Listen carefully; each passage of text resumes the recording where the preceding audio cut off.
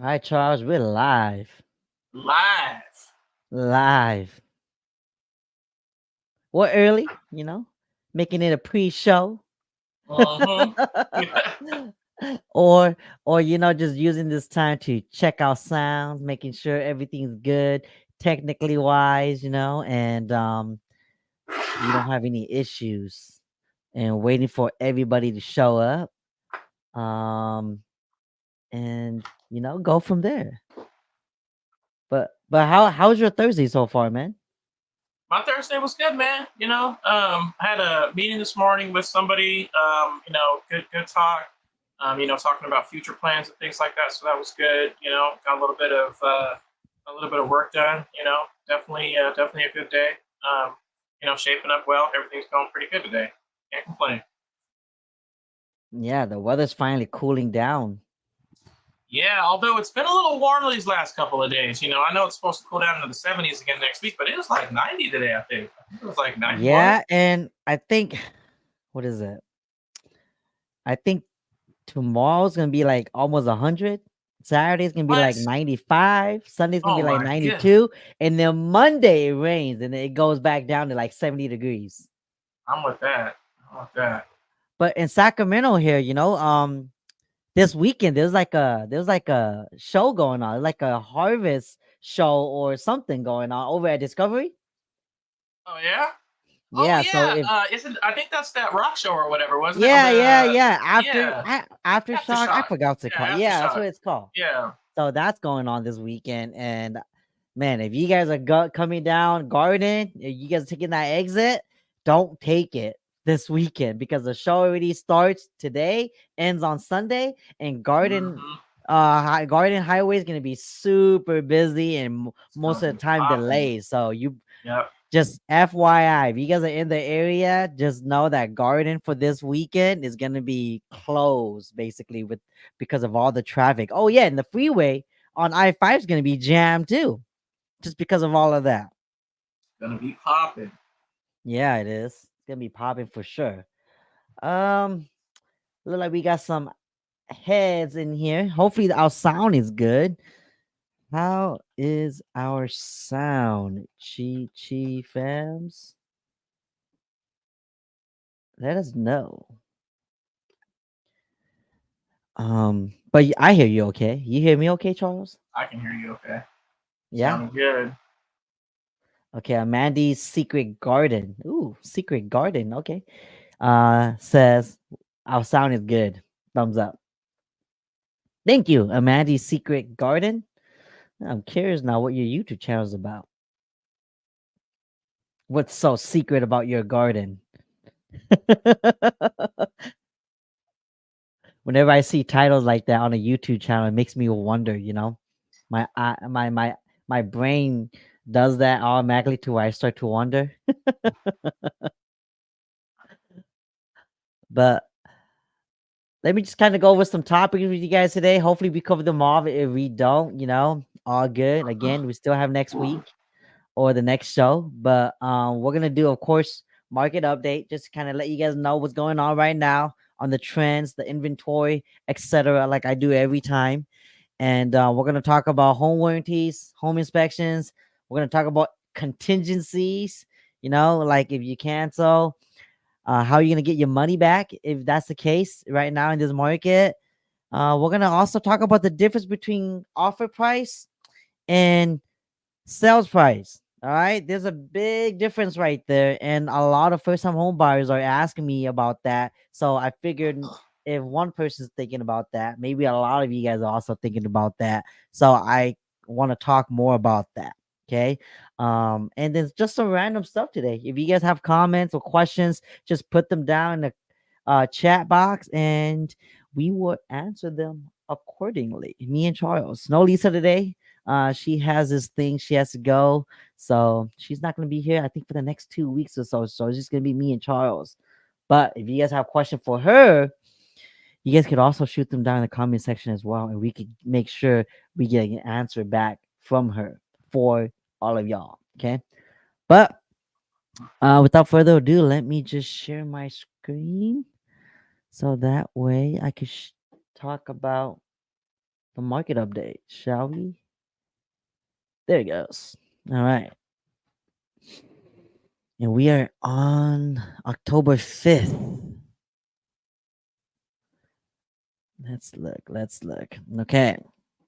Inventory has went down 3% from last week. New listings is also down 27% from last week. Sold homes is up 2%. Okay, that's good. Pending homes are also up 0.5% compared to last week. Okay.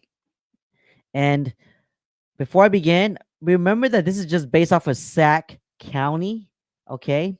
And this is for any type of properties, whether it's a condo, a townhome, a regular home, 1 bed, 2 bed, 3 bed, is all of the homes. As you guys can see right here, I did not change anything, okay? Just because I kind of want to get a general idea of how the market is doing overall.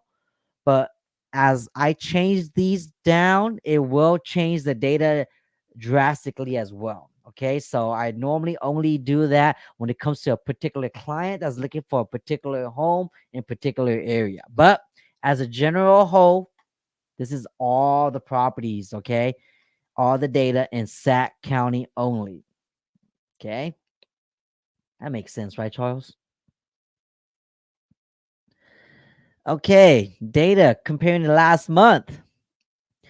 Inventory's up 4%. That's good to see. New listings are down 5% from last month. Sold homes are up 5%. Pending homes are also up 42%. That's good. Okay. We need more homes. So that way prices could start to stabilize. All right. Same time, comparing to last year, inventory is down 45%. New listings are down 18%. Sold homes are down 59%. Pending homes are up 24%. Year to date, from January till now, comparing to last year, inventory is down 45%. New listings down 36%. Sold homes are down 29%. Pending are down 24%. All right. Average price per square foot is down 1.5% from last week. Last month, there is no change. It stayed the same. Look at that. From last year, it is down 2.6%. And a year to date, compared to last year, it is down as well 4.6%. Okay, days on the market. Days on the market stay the same from last week, 26 days on average. That's how long it's going to take for your home to go pending if you price it right, market it right for a seller. 99% of sellers did get what they were asking for compared to last week.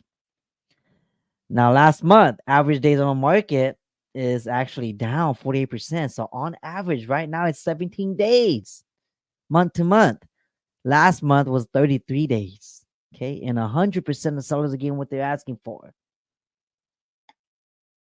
Last year, comparing 17 days on average versus last year was 31 days on average for a home to go pending. And 100% of sellers are getting what they're asking for versus 96% right here. And year to date, 32 days on average versus last year was 19 days on average. And 99% of sellers are getting what they're asking for. Okay.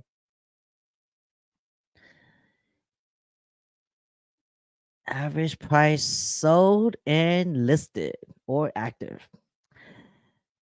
It went up 0.7% from last week. Average active price, but average sold price is also up 1.5%. Okay. Now, last month comparison, it is down 2.4% on the active price, and the sold, it is down 9.2% on average, comparing month to month. Now, last year, comparing, it is up 10% active price. Sold price is also up 11%. Okay. Now, why is that? Because we don't have a lot of homes despite interest rates being high. Okay. We're going to talk about that more. Now, year to date, active prices up 10%. Sold is down 3.3%. That is average active and average sold price.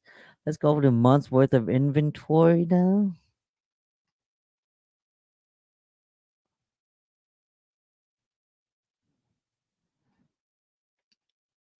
And we have 2.5 months worth of inventory. Versus last month, it is 2.6 months worth. So a 3.9% decrease. That's not helping. Last year, we had 3 months worth of inventory. This year is 2.5. Right now, at least for October. Year to date, this year we have 1.3. Last year we have 1.7. So you guys hear me say this a lot, but I'm gonna say it again. When this inventory right here goes up to 3% or more, preferably 3 steady all the way till 6, that's when it's going to be a buyer's market. Okay, right now it's still pretty steady for the inventory wise, but until it gets to like 4 or 5 or 6 months worth of inventory, it won't be a buyer's market anytime soon. So technically we're on the cusp of a seller's market breaking into a steady market. Okay, which is good, right? Because now it's gonna give buyers more opportunity to compare homes to home, despite the demand, despite the rates. Hopefully that's gonna also help the price normalize, because right now prices are still going up, as you guys can see right here. you know so like, this doesn't help, right? With prices go up, it's good for a seller, you're getting high net, but a lot of sellers right now that are selling also needs to buy. So they're selling high and they also gotta buy high. So it doesn't really make sense for a lot of sellers. That's why you don't see a lot of inventory right now. So until inventory goes up higher, prices are still gonna keep going up because the demand is there, you know. Amandy says, I just stack other creators' crazy new vids, playlists about politics and health. That's all. I did wonder if we want a $500 range from San Joaquin County. What would the minimum income need to be? Boy, oh boy. Okay, well, good question. Um, for a 500K home in that county, Amandy, the minimum income is gonna depend on your credit score. It's gonna depend on how much money you're planning on putting down. So banks look at lending money out to the consumer as a risk factor, right? And depending on the amount of income you have coming in, and depending on what purchase price you're buying, in this case, if it's 500K, you know what? Let me just show you something real quick. Let me just share my screen, because this is a good question. I know we don't have Lisa here, but at least I could kind of go over this with you guys. And then we could.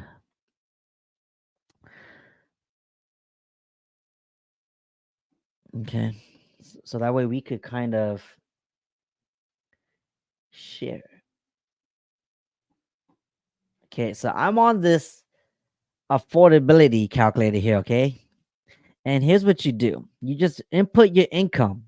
Okay. Whatever it is, let's say it's 100K. Okay. A year. And let's say your monthly debt. Now combine all your monthly debt. Let's just say your monthly debt is going to be $1,000. Okay. Because you probably have like some credit cards or whatever. Let's just say that. And let's just say you have about $20,000 down. This is how much you could afford. 268,000. Okay.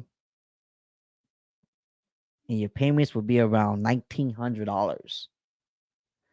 But for 500K, maybe you don't have any debt. Let's just move this debt down a little bit. Okay, maybe this has to go up now. Oh man, look at that.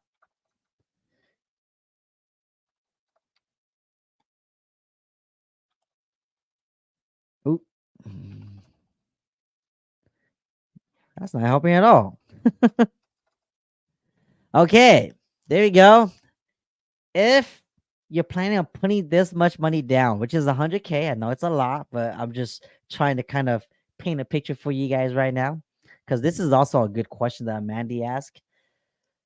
You could just find out on the affordability calculator. Okay, I'm just using Zillow's mortgage calculator right here. Okay, and of course, I'll put that in the chat so that way you guys could do it too. Because I understand that some people are very private and they want to be able to calculate this on their own and they don't want to risk having to call a lender or agent to find out what their situation is like or how much they could afford.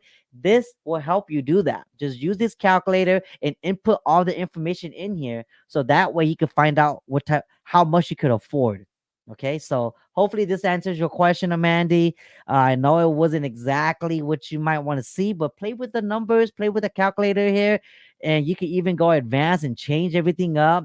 Find out your debt to income ratio because some loans can allow you to lend be as high as 50% debt to income ratio. So that's like 50% of your income, so things like that. Thanks. That's awesome. You're welcome. Okay. Hopefully this helps. Go play around with that. Okay. So, that's a market update, Charles. Ta-da!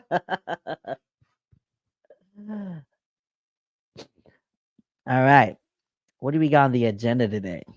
Oh yeah, I want to talk about offer price, okay, versus sales price, okay? Because a lot of first-time home buyers are confused about this. Because let's say you submitted an offer on a home, okay? Let's just say you submitted 500K. And when you submitted 500K, let's say you put in some terms on the offer stating that, seller, if the home does not appraise for 500K, I'm willing to pay appraisal gap up to $10,000 as long as it does not exceed $500,000. Let's say you put that in one of the terms and they accept your offer. That's our offer price. But if the home appraises at, let's say, $450,000, but you put in the term that you're willing to pay $10,000 above appraisal value as long as it doesn't exceed 500K, right, Charles? Remember these numbers for me, okay, in case I forget. So it's 450. It appraised at 450, and you were willing to pay the gap up to 10,000. So now the total purchase price just went down from 500K offer price to 460. That makes sense, right, Charles? Mm-hmm. Because it appraised at 450, but you were willing to come in the difference up to $10,000. So that's now added to the 450, which totals 460. That is your new purchase price. Okay, so now an addendum gets drawn up by the agent and all parties sign. You submit that addendum to your lender and they change everything because it can be very confusing and overwhelming for first-time home buyers. Because if you submit an offer and it's everybody has on their documentations and that they're sending to you, your loan amounts, your disclosures, and it says 500K, and you're thinking, man, but what if the home don't appraise? Like, am I stuck at 500K? No, you're not, because you put that term in the offer. So whatever it appraised at, you're just going to be paying up to $10,000. So for example, again, let's say it appraised at $490,000. You were willing to pay $10,000, right? As long as it doesn't exceed 500K. Well, the total purchase price also is still at 500K because they appraised at 490 plus your 10K appraisal gap equals 500K. So the seller ended up still getting 500K. But if it appraises at exactly 500K, your offer price, you don't need to pay $10,000 extra to where the seller is going to get 510 total. See now? So because that term that you initially put in the beginning of your offer, that you're willing to pay an appraisal gap up to $10,000 as long as the total price don't exceed 500K, that protected you from not overpaying, even though you agreed to pay 10K above appraisal. So now, even though it appraised at 500K, you don't have to come out of pocket additional $10,000 to your closing costs, and the seller still gets 500K. Your purchase price will remain 500K. Hopefully that makes sense for a lot of you guys. That makes sense, right, Charles? It does. And I kind of wanted to go into something else on top of that before we get into contingencies. So this comes down to the same thing, especially for a first-time home buyer. And we'll talk about this with home inspections too. When you're signing these documents, right? When your agent is setting this up for you and you're signing these documents for these contingencies, for these, when you're signing an offer and all these things, you got to make sure that you're really reading these documents because, yeah, I know there's a lot of legal jargon, but this is the perfect example of a situation. What happens if when your agent was drafting up these documents, they didn't protect you properly and, yeah, you offered, 500K, but then, they didn't put in that little stipulation that says, as long as it's not more than, 10,000 over, as long as it's not more than 5. But if they didn't put that in there, right? So you really need to make sure that even if you have a discussion with your agent, that once you sign the documentation, that it matches what you discussed. You can't just blindly sign everything knowing, saying, oh, it's all good, this is going to happen. Just make sure you read your documents because it's very important. There's a lot of things that can be left out, and then make sure that once everybody agrees to everything, that there's all of your documents, everybody's signed it, and you have a copy of that, and you can see that everyone signed it and everything's actually been executed properly. That's right. There is bad apples in every industry. Okay. So Charles is correct about that too, where they just write an offer and they don't explain anything to the clients. Yes, that happens. Worst case, let's say that did happen.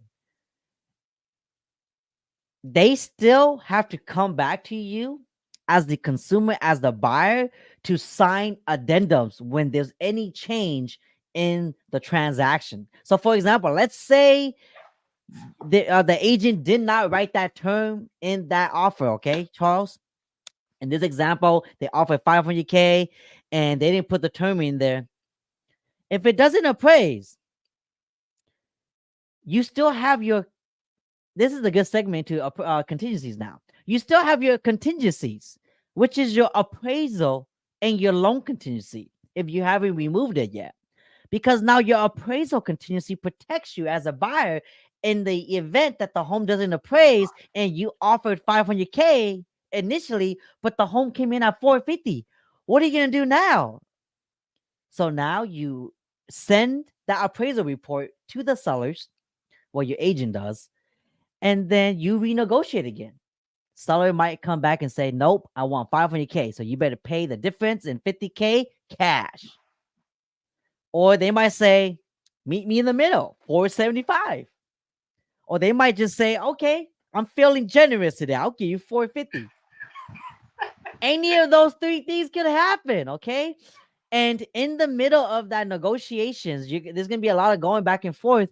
If there's ever a time that you do not agree with the terms that's being laid out and there's just no solution to a win-win, then you could exercise your right on your appraisal and cancel and get your full earnest money deposit back.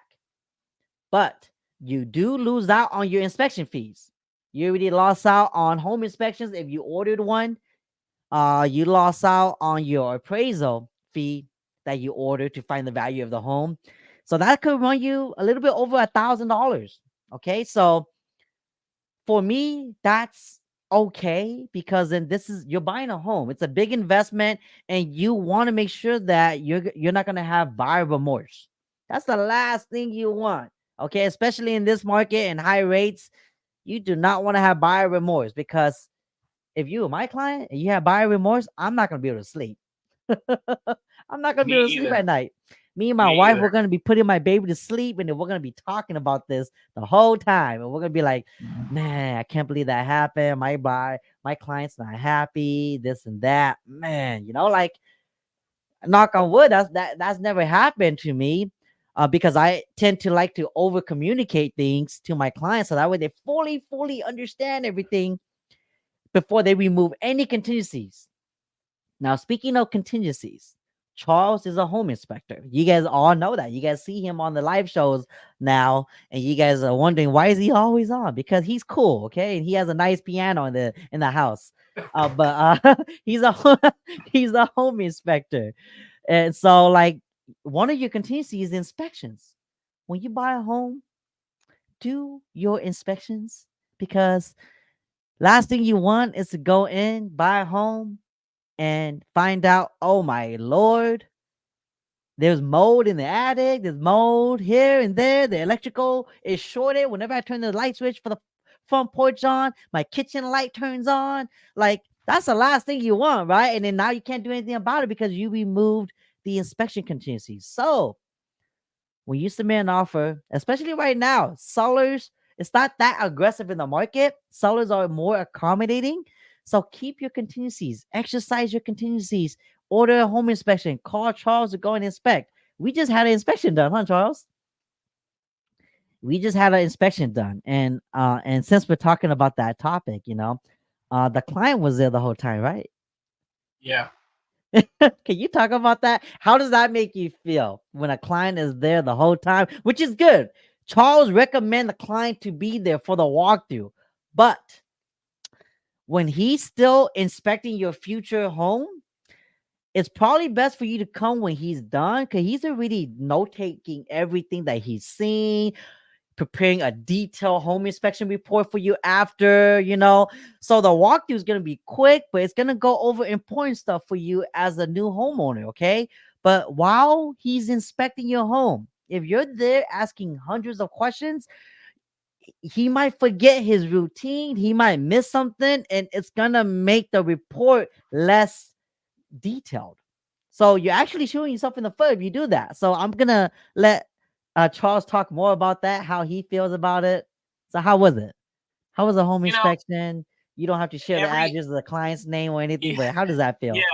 Well, every situation is different, and sometimes you have people that, they ask particular questions, or especially, what we really get is people that are like contractors, and or they've been in the trades in some way or another before, right? I love doing inspections with people that have prior knowledge, or they're in the trades in some way or another, because then when we're talking, most of the time, especially when it comes to certain things, like if we're talking about electrical or air conditioning and heating, we can just talk, and I'll just talk in normal jargon, and they understand what I'm talking about, because I always try to make sure that I'm speaking in a way that everybody understands what I'm saying, because I don't want to confuse people or scare people or any of that stuff. But a lot of times these situations are all right. Every time I do an inspection, I have a routine that I typically like to follow, and so I like to do things a specific way. And basically, when I get down to it, it's all it's all done in a specific routine. And so if I get stopped, and then somebody's asking me questions, it starts to actually get a little bit difficult to maintain my my routine. So in this situation, actually, it wasn't that bad. I actually really enjoyed interacting with the client, and we kind of just did a few things back and forth, and a lot of good conversation, and that gave me an opportunity to talk about things and give more education, which again is, as I've mentioned many times before, it's something that I really really love to do. So definitely definitely a good situation, but in some circumstances it can definitely be a little bit dragging on, and it really does kind of slow things down a bit. And my biggest thing is, obviously, I want to be able to notate and find every single thing I possibly can, and that's what makes the home inspection great, right? And at the end, and we're going to talk about all the big things, and then that's when it comes down to these these reports that you really got to make sure you're reading and make sure you're going through everything. But that's something else that I wanted to mention, as we're talking about contingencies, is when it comes to these reports and it comes to these things that we find on these inspections, you may have a air conditioning system that's as old as the house, and the house is 25 years old. You may have a water heater that's as old as the house, and the house is 25 years old, kind of thing. But here's the thing: these pieces of equipment have a lifespan, just like anything else, right? And regardless of how many times you maintain it and you do all these things, there's a certain point at which it's going to be to the point where it's at the end of its useful life, right? Most water heaters, I've seen water heaters that are 30 years old and still running, and they're not even leaking, right? But that's a rarity. You're not going to find it all the time, especially with a lot of this newer equipment. I almost feel like sometimes they design it to fail, right?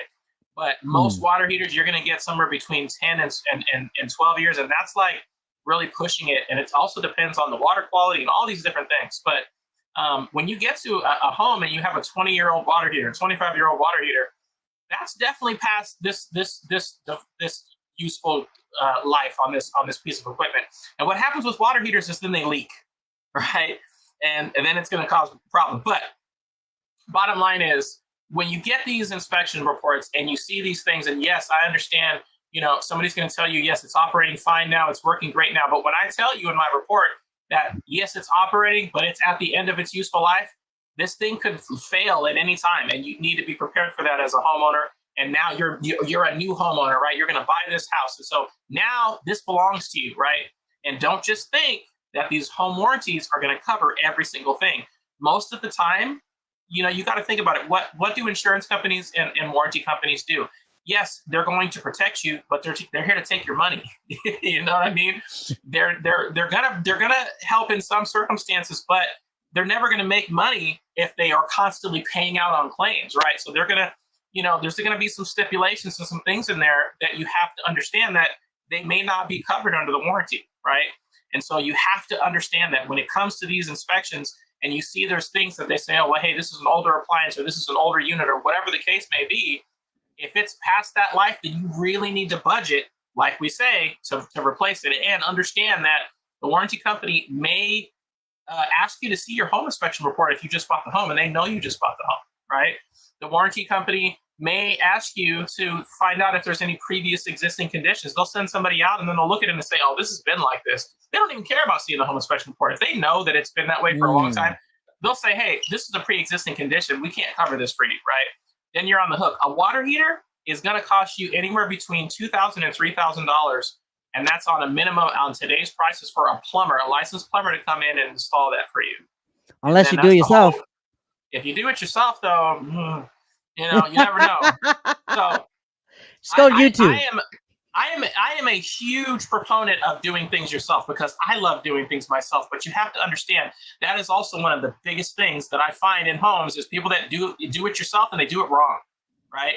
And so there's always shortcuts. There's always things. I'll get to that later. I'll solder that TPR valve on later. I'll put that expansion tank on later. You don't need it to run. It's fine. I'll put those earthquake straps on later. It's all good.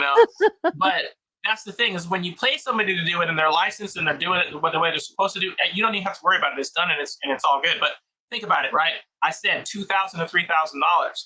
You can buy a water heater for probably about $800, $900, right? And if you get the bottom barrel model, you can probably get it for a little cheaper. But that's it. And then if you know what you're doing, you can install it. I've installed multiple water heaters, but it's really not that bad. I always like to encourage people to try to do things on their own, but you really got to make sure you do your research and don't just jump in there. But see, and that's important. A gamble. That's the gamble, Charles, is some people don't have deep pockets, right? So then they see a home inspection report like what you mentioned, the AC or the water heater is old, but it's still working. Now, in a situation to where if you bring it up to a seller and say, hey, look, seller, yes, it's working, but it's old. Replace it, please. Seller's gonna be like, why am I gonna replace it? I mean, you hear that term, right? You hear that. You hear that saying, right? If it ain't broken, why fix it or why replace it, right? So seller's approach to something like this is exactly that. It's not even broken. It works. You even tested it with the thermometer and it's working fine. Everything works. So why am I going to replace it? But yes, it does break down. There's so many times that I've come into situations like this to where, let's say right now we're in the fall, right? So you're not using the AC as much because it's nice. But in the summer, you're going to use that AC. And the moment you turn it on, it doesn't work because the AC finally went out. And you go back to you're going to remember the home inspection. You're going to go, Charles, I know you said the AC was bad, but can you do anything about this? Charles going to be like, man, that was like 6 months ago. I'm sorry, but I did note that down in the home inspection report. So here's what I'll say to that. I know if it gets to that point, it is a bummer for a home buyer. If you know that you're buying a home, especially if it's not a brand new build and there's no more warranty, like manufacturer warranty on the appliance. I'm not talking about home warranty. I'm talking about manufacturer home warranty on the appliance. If it's old and you know that going in, but it worked at the time of you getting in contract and ordering an inspection, just start budgeting for that down the future. Same with the roof. The roof might be okay now, but it's 20 years in the making. It's about to go bad. Okay. Budget that in because you know it's gonna happen. Okay. I mean, you could always file for a home insurance, but then your premiums are gonna go up because you filed a claim. And so, I mean, people do that all the time, right? Shoot, by all means, I'm a proponent for that because you have home insurance, utilize it, right? If you're okay with the penalties going up and all that. But be prepared for these because now you're not a tenant. You're a homeowner now, and these are part of the maintenance costs. Okay, that water heater that Charles is talking about that's old, it might be running strong because they might have been maintaining it every year, draining it out, cleaning it out, getting rid of all the rust, and so it lasted a long time. I've seen a water heater go for as long as like 60 plus years, and it's still going strong. It's one of those colorful water heaters, it's not like the new ones right now where it's just a That solid color. green, that Yeah, green that color, green, that old that school green. green. Yeah, I've seen some of those water heaters, and it's still going strong. But the clients that buy into that home, they're thinking, "Oh my god, I know it's still going strong, but I feel like I'm gonna be the person that makes it fall apart." And it happens if you're buying a resale home. Some of these bigger components are gonna break, and you just gotta plan for that. Okay, home warranty, like what Charles is talking about, can be a great way. How it works is this. Okay, you reach out to a home warranty company that you want to work with, and then you ask them to give you like a plan or a budget based off of what you want to add. You could add your air conditioning to be added for the yearly subscription, your roof, your flooring, your appliances, etc. Okay, it's a lot, and it's like billed normally annually every year. It could range between $350 all the way to like $1,000 a year, depending on what you pick for your plan. Okay, but essentially, what a home warranty does, and home warranty and home insurance, two different things. Okay, a home insurance, you file for a claim, something damaging that wasn't your fault happened, Water and leak. yeah, whatever natural hazards, you pay your insurance deductible. They bring a person out, they cover it. Great, that's what home insurance does. Home warranty, you still have to pay your yearly, and when you file a claim, let's say your HVAC went out, let's say your water heater went out, okay, or HVAC, you call your home warranty, you still have to pay a copay. It could range from $60 to $100 each claim. Okay. And now, when you are done paying that copay, you got to wait for their availability to come out and inspect the issue. When they come out, if it's within their guidelines or or your policy that they would cover, they will cover it. And home warranties don't cover 100% of the cost of the repair. They only cover a percentage depending on what your plan is. So that's where the biggest difference is amongst all these hundreds of companies out there. Okay, because there's a lot of home warranties out there. Some are better than others. Okay, you got to look at that. Talk to them, read their reviews, and find out how much do they cover based off of your yearly subscription, and based off of the copay. How much are they willing to like cover? Is it 20% only? Is it 30%? Is it 40%? Is it 60%? Is it 100%? I'll share a story with my experience. Okay, I used to have home warranty. Used to. I don't no more because I think it's a sham. Okay, here's why. Maybe it was a company. I'm not going to share their name, but anyways, my HVAC would always go out, Charles. And whenever I have them come out, I pay a $65 copay. They always replace like a capacitor, which is like $20. So they cover it, right? But I paid them $65 already to come out and to diagnose. But here's where I got kind of pissed off. AC went out again in a couple of months. It's the same thing. Something keeps shorting out the capacitor. And I'm telling them, can't you guys just replace the motherboard or something that's causing it to short? Because why are you guys coming out here every other month? I'm paying $65 copay. It takes you guys like 2.5 weeks to come out. I don't have AC for those 2.5 weeks. And you guys have replaced a $20 part. Why am I going to call you guys now? Next time, I'm just going to replace that part myself if you guys don't do anything different. And so they ended up saying, okay, well, next time, if we do come back a third time, we'll replace something else. I'm like, what the heck? Why can't you just replace it now? Like, what is the cause of that capacitor going out? You know what I mean? So, like, I just got really pissed off and I didn't want to go through that anymore. You know, it was just too much for me to think about on top of everything else. So, anyways, after my yearly subscription had expired, I just didn't renew it. And then from there, I just never continue on home warranty. Now, I've had clients to where they say they love home warranty. They would never buy a home without having home warranty moving forward. Great. Maybe I just had a bad experience, or maybe it was the company.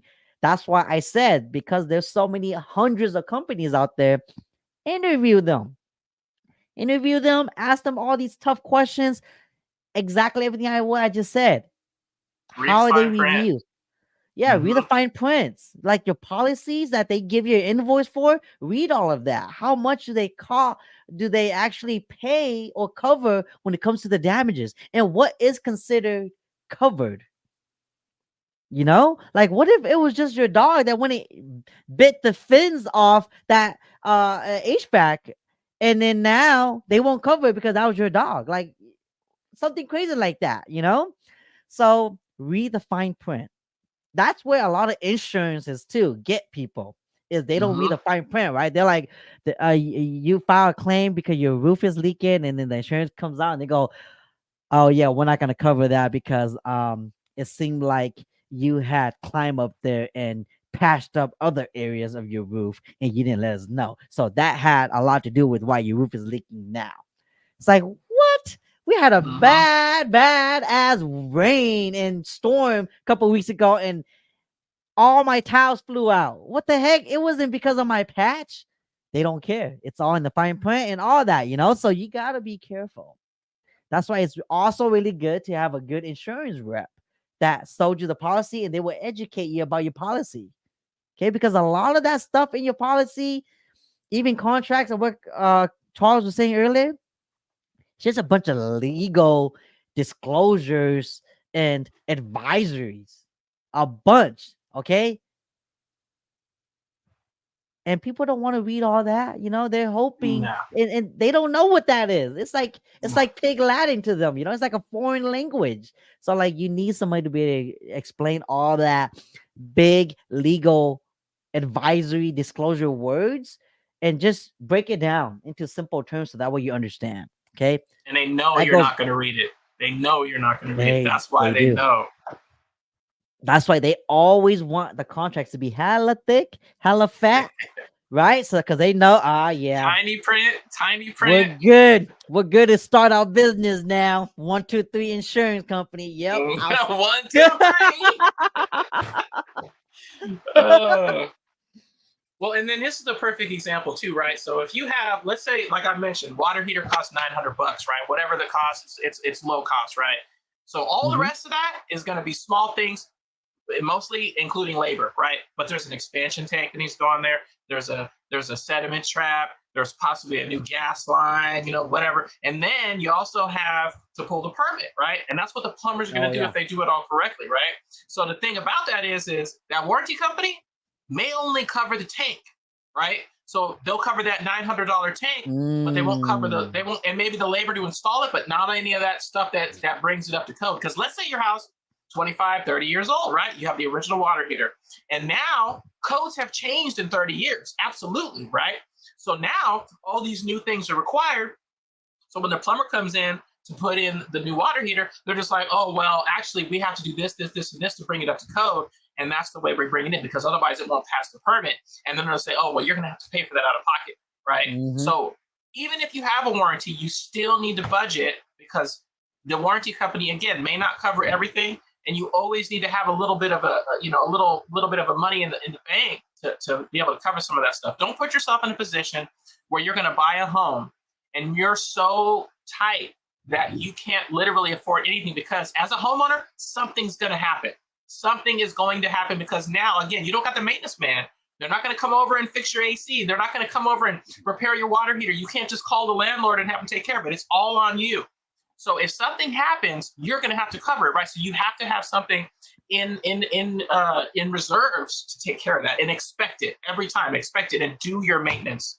Oh my goodness, I talk about maintenance so much, but expect it to happen. Don't put yourself in a bad position to where you're not going to be able to take care of these things, because something will always happen. Just like Sheena was talking about, those capacitors fail on 5-year-old units. It happens, and then you're going to pay that HVAC guy $300 to come out there and replace that $20 part. Yep. Yeah, so make sure you have somebody by your side if you're buying a home right now, to be willing to like educate you through this and teach you about all these new things, because when you become a homeowner, you're gonna have to learn about it the easy way or the hard way, so it's really, really good to have somebody like that by your side. And shoot, I lost my train of thought. I was gonna say something. Well, I wanted to ask you about contingencies. There are so many of them. I wanted There's to only ask three. you. There's only There's really three. Okay. So what do you have? Your inspection, your appraisal, and loan. Is that the ones? The loan. Okay. Yep.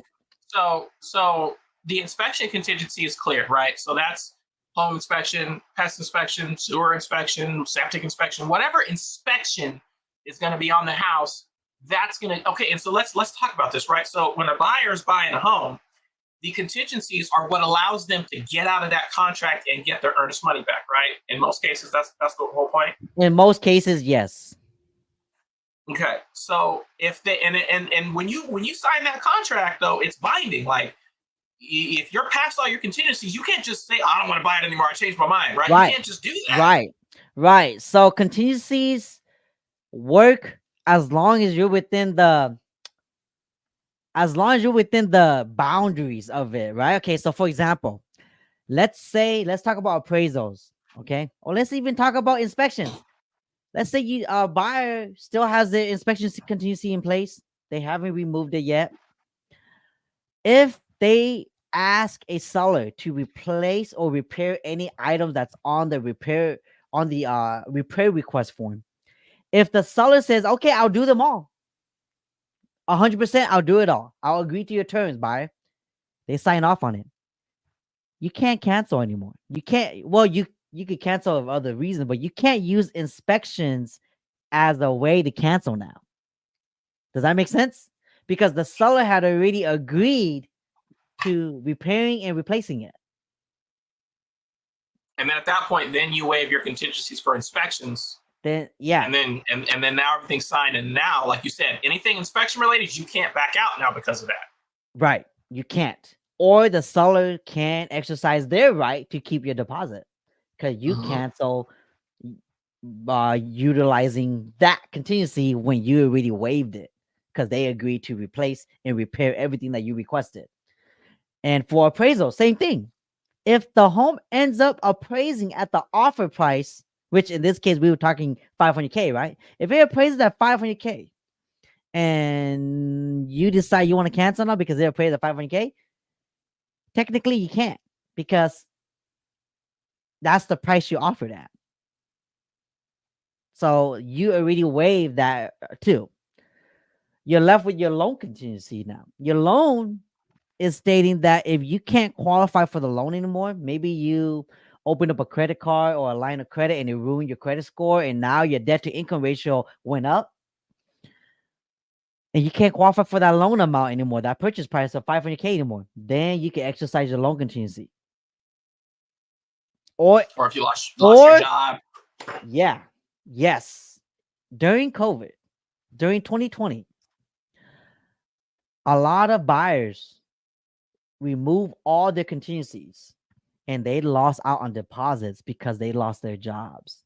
There were so many buyers losing out that it became a big issue. And California Associations of Realtors released a new form for 2020, just for Rona season, stating that if you are affected by Rona in any way because of a job loss, IRCO, anything like that, and it affects your ability to buy, even with all contingency removed, you still could get your full deposit back because it wasn't your fault.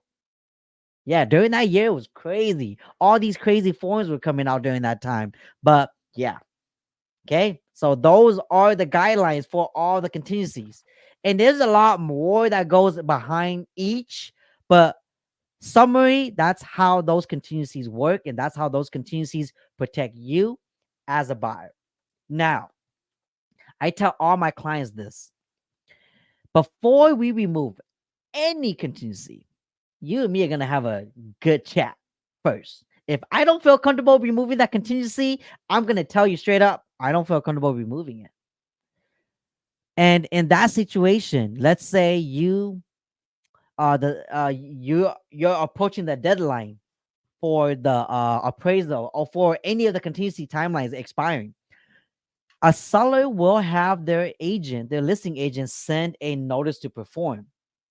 And that notice to perform is going to say, hey, we're notifying you now that you need to remove your contingency. And from this notification, you have 3 days. If you don't remove it within 3 days, we're just going to cancel. You get your deposit back and we're putting the home back on the market.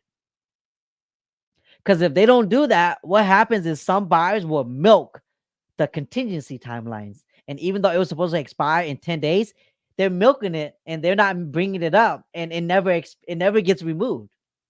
So now a seller, you will understand from a seller's perspective, they're thinking, oh man, I'm walking on eggshells because this buyer's not removing any of the contingencies. Are they even going to go through with the sale of my house?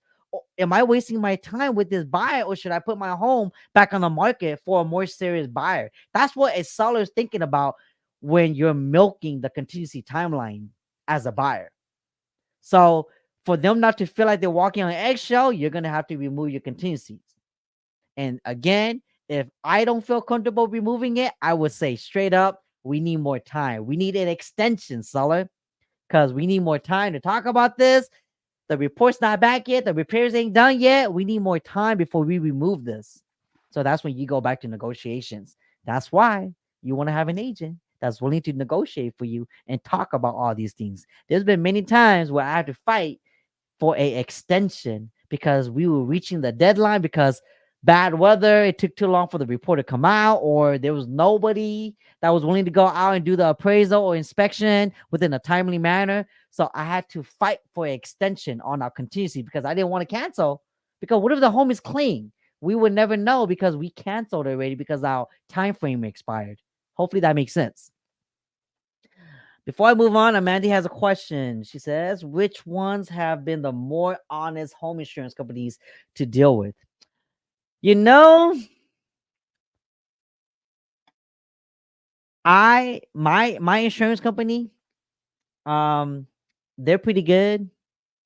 You know, maybe I'm not gonna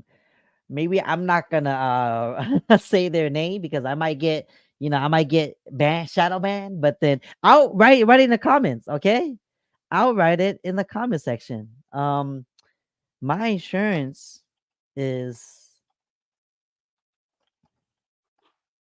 okay.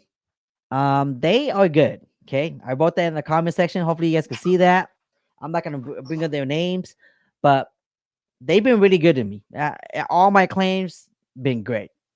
Some of these are good again, but I'm gonna say this, okay, Amanda. Even if that company is great, it all depends on the rep that you're talking to on the other line. If that rep is a jack, but and they just had a bad day, they're not gonna write your claim. They're not gonna follow up with you. They're not gonna work your claim. Okay, so it all depends on the human being, the person that's on the other side of the phone that's helping you through this. Okay, so what I always like to do is I've helped some of my clients before file insurance claims. Don't call that 1-800 number. You know, the one that's on everybody's policies to that they say to make a claim. Don't call that number. Call your rep, the person that sold you the insurance. Or if it's through your lender, you don't remember who it is, reach out to your lender and find out who they spoke with and then speak to that rep. Why? Because is gonna want a good a good relationship with you because you're a past client, future client. You're renewing your insurance with them. You might have referrals down the line. So if they want to have that good line of referral business with you, they're gonna take care of you. They're gonna take care of you. They're gonna walk you through every step. They're gonna be like, no, don't call the 800 number. Let me call the department for claims for you. Somebody will reach out to you. They will take care, or they will at least point you in the right direction. Now that's a hack because most times people call the 800 number, right, Charles? Mm-hmm. But when you go to the 1-800 number, you're being sent to a different department and another department and another department and so forth. You're stressed out. You just want your claim to be done with. That's all you can think about, right? So don't call the 800 number. The hack is call the rep and have the rep do the claim for you or guide you in the right way to do the claim. Okay. So it all depends on the person that you're talking to. Now, California, since we're on the topic of insurance, California is such a bad place for insurance right now. Like, I think I shared this on the show last week or a couple weeks ago. A lot of companies are not writing new policies in California anymore. You know that, Charles? Yeah. A lot of companies are leaving California because of all the wildfires, all the claims, all the payouts. They've been losing a lot of money. So right now, one of my insurance friends that's still in the industry told me that their office is only allowed to write up to like 20 or 30 policies a month. That sucks. You know why? Because if you're a home buyer, brand new first time home buyer, you need home insurance to qualify for a loan. And let's say you're buying a home and you're on a time crunch. Let's say it's 21 days because your offer had to be competitive. Because it took so long for you to find home insurance, because nobody's writing them right now because it's so competitive, everybody's in a waiting line to get their home insurance written, it's going to delay your escrow period. Now you have to go back to the seller and ask for an extension so they don't cancel on you and put the home back on the market. Like, what if you removed all 3 of your contingencies already and you still haven't received the insurance quote to close your loan file on the home?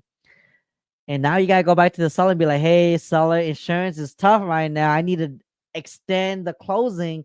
I know I said I could do it in 21 days, but now it looks like it's going to be 45 days. That seller is not going to be happy to hear that. They really probably made arrangements for movers to clean the house out. They probably were waiting for their home that they were going to sell to you to close so that they could use that fund to go and put a big down payment on their new home that they're planning on buying across country. So it could be messy quick. So insurance right now in California sucks a lot. Sucks a lot. Now, another thing that sucks is did you know that beginning of October, Charles, student loan payments began?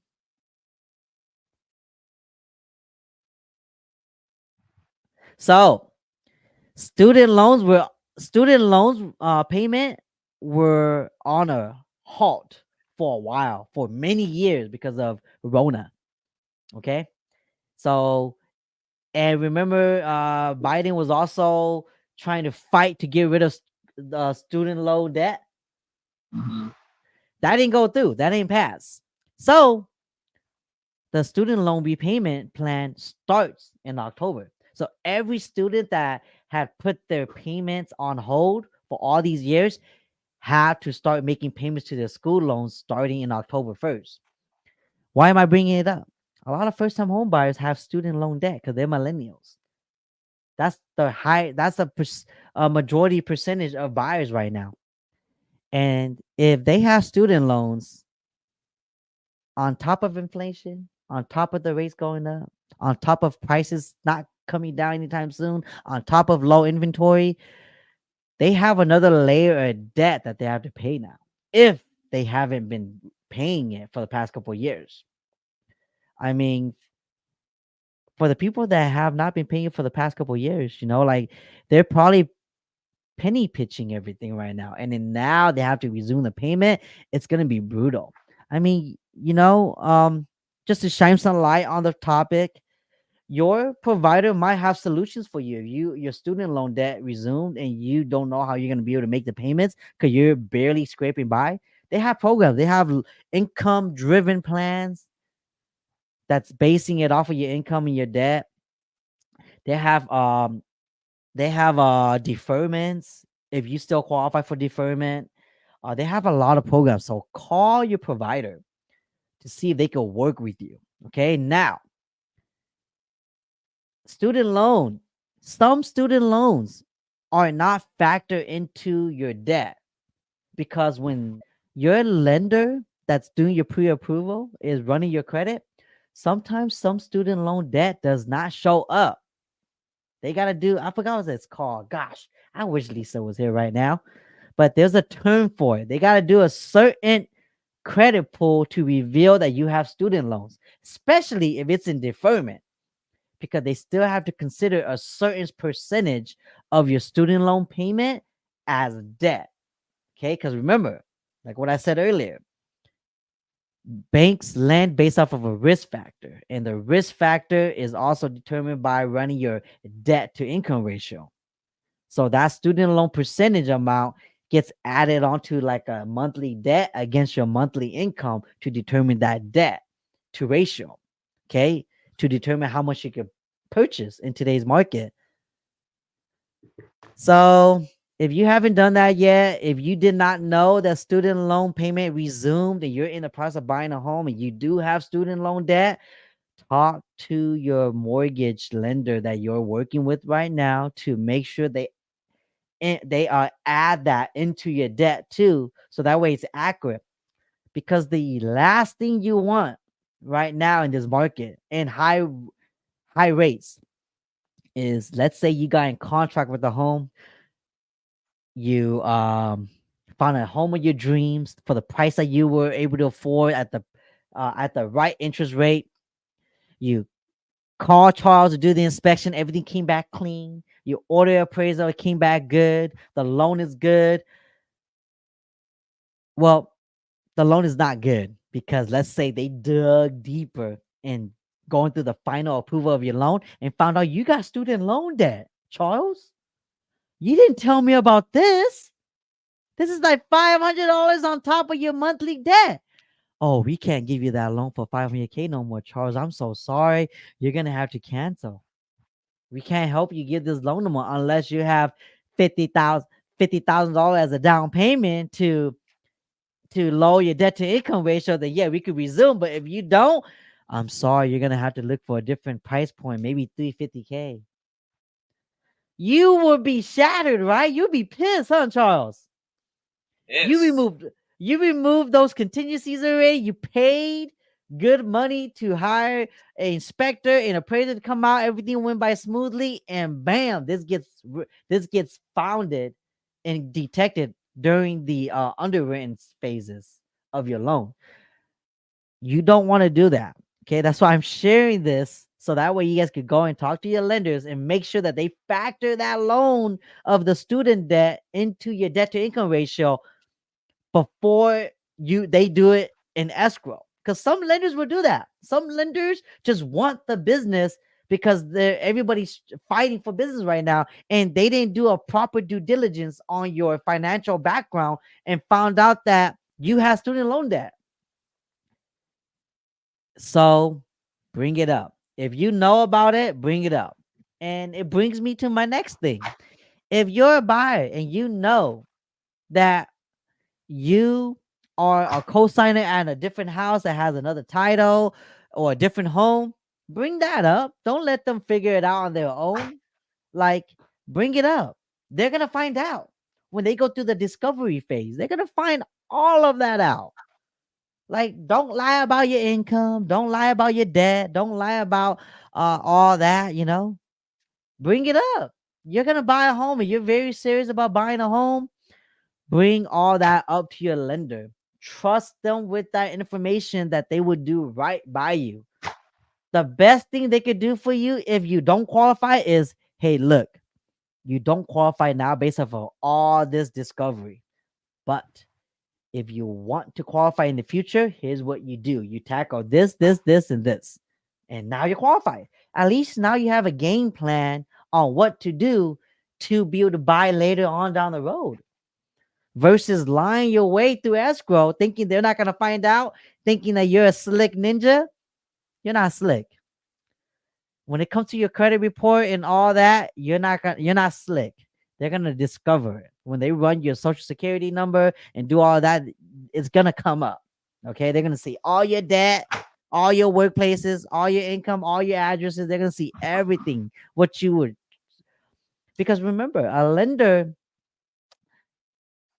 or your loan officer is not the one that's giving you the mortgage to buy the home.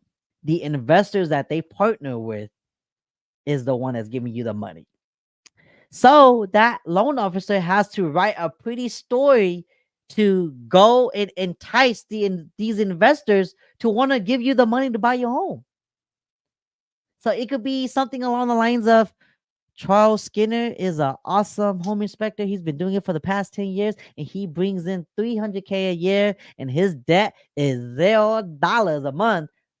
And he's willing to fork out $50,000 for the down payment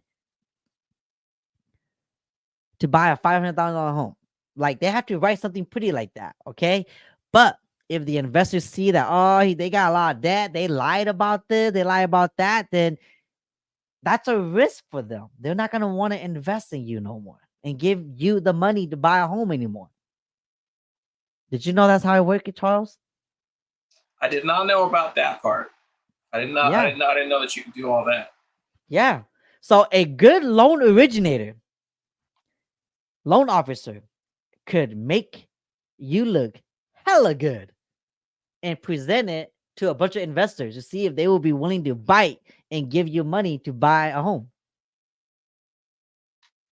I did not know that. Yeah. It's almost like writing that offer letter and putting in the letter and talking about all that stuff, right? It's like with your agent. It's crazy. I didn't realize that. Yeah. So that's for the loan officers and their investors, right? About the cover letter and the personal letter that you're referring to, when we put with our offers, we can't even do that no more. Really?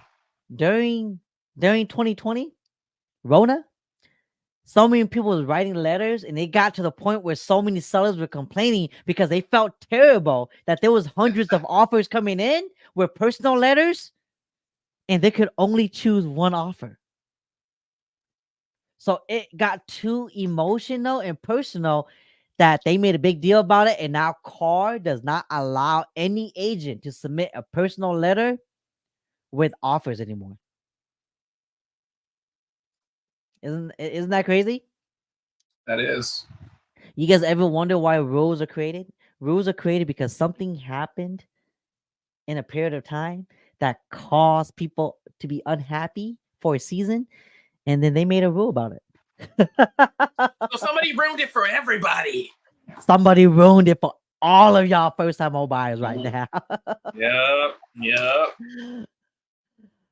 But yeah, oh my god, it's 8:00 already, bro.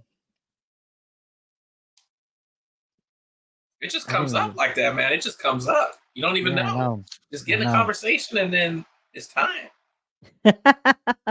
All right. Well, I'm gonna close up with that. I know we didn't go over all the topics I wanted to go over, but we still got next week. Still have next time. We're gonna try to stick to this schedule from now on. I know we've been switching it a lot lately because we were still trying to figure the rhythm for all of us, but we're gonna be committing to Thursdays from now on at 7 p.m. So tell your friends, tell your family, Tell your workers. Tell your cats, your dogs. Okay, it's Thursdays at 7 p.m. from now on. You guys could expect us here. But yeah, thanks for the questions. I think I'm gonna close it out. Charles, we good?